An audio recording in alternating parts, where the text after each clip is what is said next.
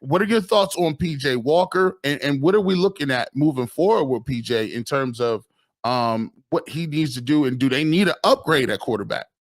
They definitely need an upgrade at quarterback. If I'm being totally honest, I don't think PJ Walker has played well. I just think that this entire team has done enough to get by around him.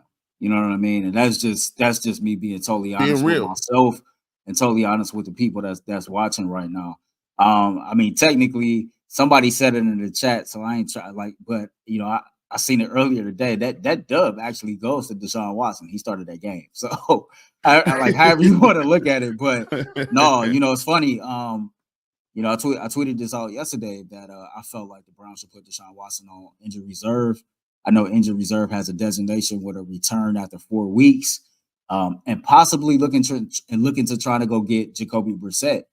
Can that happen? I don't know. It's two teams at the negotiating table every time you try to attempt a trade for a player. So it's not like that the Browns can approach them and just by default we gonna land you. But he was the first person I thought about.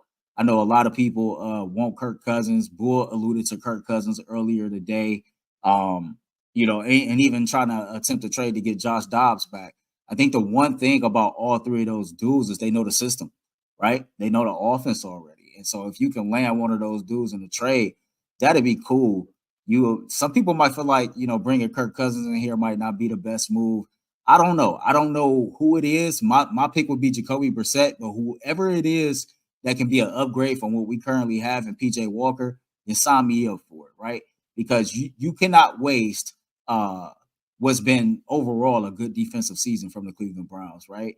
You cannot waste, like when Myles Garrett is playing like this, the Browns as a team is going to have some team success in order for him to be considered for Defensive Player of the Year.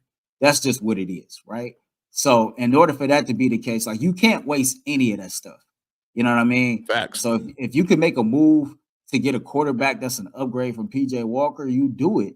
And I know Jason talked about like you kind of missed your window for putting Deshaun Watson on IR for 4 weeks because he would miss the Baltimore game.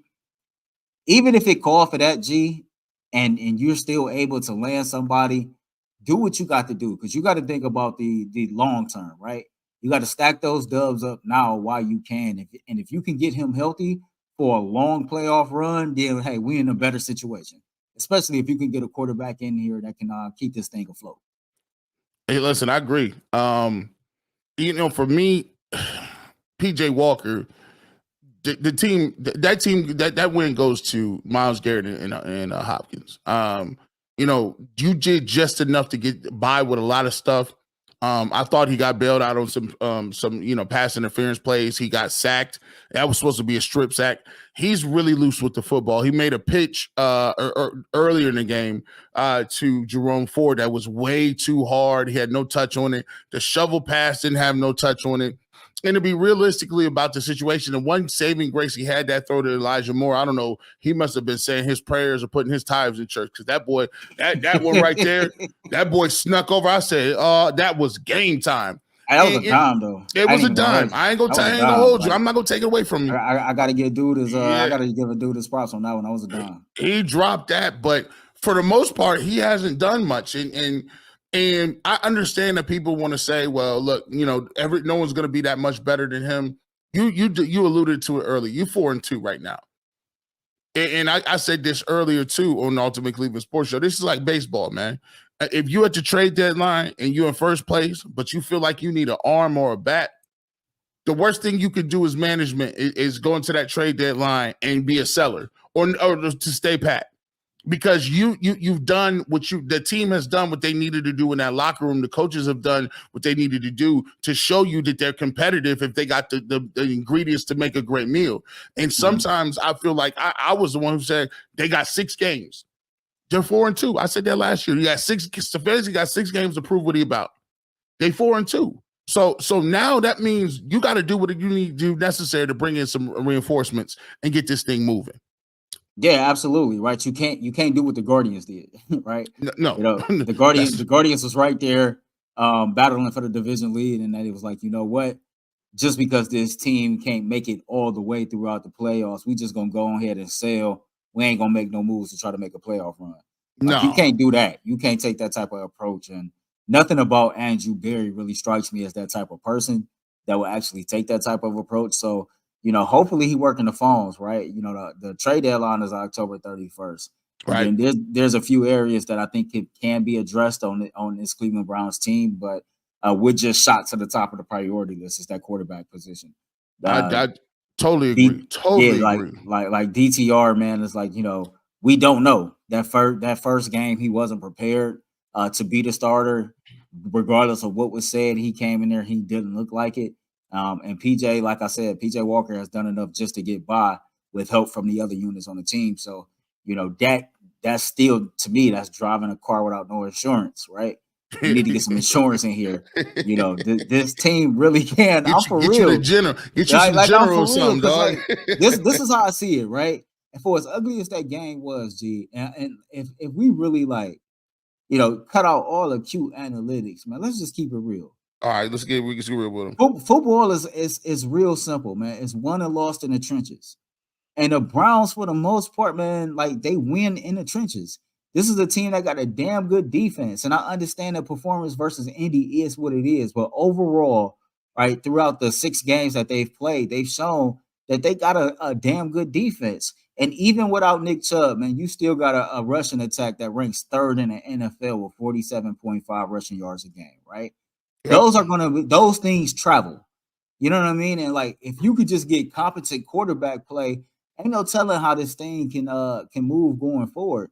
And so, yeah, I was on a post-game show pissed off, frustrated yesterday.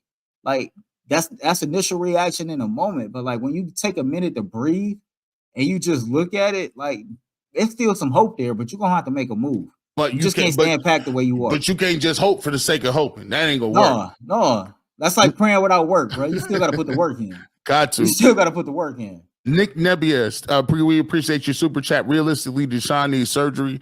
He got to go on IR for the year. Haslam's owe it to the fans to ante up and go get Kirk Cousins. You like that? Listen, I told you, and I said this to Bull, if they do go get Kirk Cousins, the Browns are a Super Bowl contender. I'm just saying to tell you that right now. From what I saw on him in the offseason, looking at the quarterback show that they did with Patrick Mahomes, he's a guy that dedicates himself to football 100%, smart enough to pick up the playbook if they brought him here, has some connections with Kevin Stefanski. I think that would be a no-brainer if they can get him. The problem is he has no trade clause, so he'd have to waive that, and the Browns would have to pick up $6 million. But if you talk about $6 million, I ain't worried about it. I'm good with that, man. Christian Ortega, we appreciate you so much, Christian. Appreciate the super chat. Hey, G, I think it's mental with Watson. Did you see him? He was pregame throwing dots, and then he gets in the game and looks horrible. See, it's different. Like you said, Earl, there's levels to this thing. There's a difference between you throwing and threatening a needle where ain't nobody.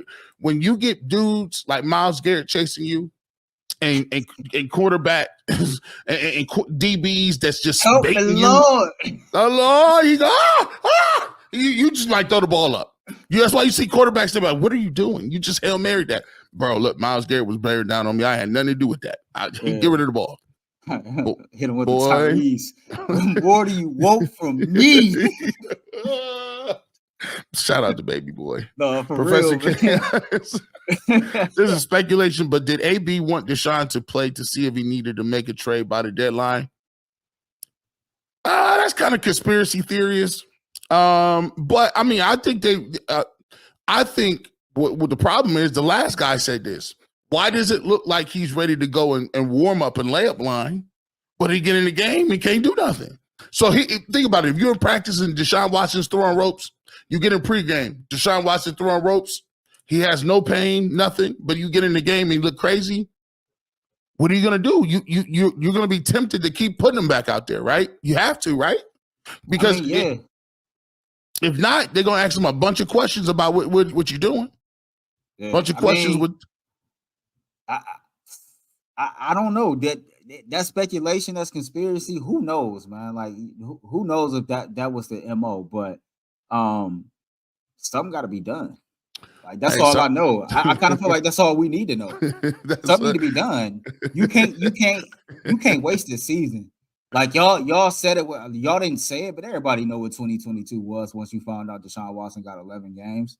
Like, man, you can't keep selling that to the people. things gonna Yep. happen every single year, right? You can't keep selling to the people like, okay, well, this happened, so we got to try again. Like situations and circumstances is never gonna be perfect. That don't mean you shouldn't move forward, right? No, And you have to. You owe it yeah, to you owe it to the people that's on your roster, and you owe it to guys that's breaking, busting their tail like Myles Garrett, putting up those type of numbers, and so you can't really. They're in a rock and a hard place. You can't really just punt on certain things because you know that you got a good enough defense and a good enough players at certain positions that can really get it done. We now, talked. Go ahead. now as far as like, is it mental or not? I think it was like a week, maybe 2 weeks now. We had Sean Porter on our Mm-hmm. show. Yep. And Sean Porter had some strong comments, and a lot of people kind of dismissed him. They was like basically like, bro, you don't play football, you box, and when you box, you was getting knocked out towards the end of your career. And all that's cool, but he is a former champion, and he is a professional athlete, man. And when he talked about, the mental capacity that it takes to be elite, and when you remove yourself from that for multiple years, it's hard to really regain that. It's hard to really just get that back. And a lot of people are truly starting to question if he ever will. Like my little brother, man, he's a diehard sports fan, man, future college football scout, but he's like a quiet dude. He really don't state his opinion. And he Mm-hmm. would text me time to time with his opinion. And he said, I think like before the week of Deshaun's birthday, that he didn't feel like Deshaun Watson was locked in.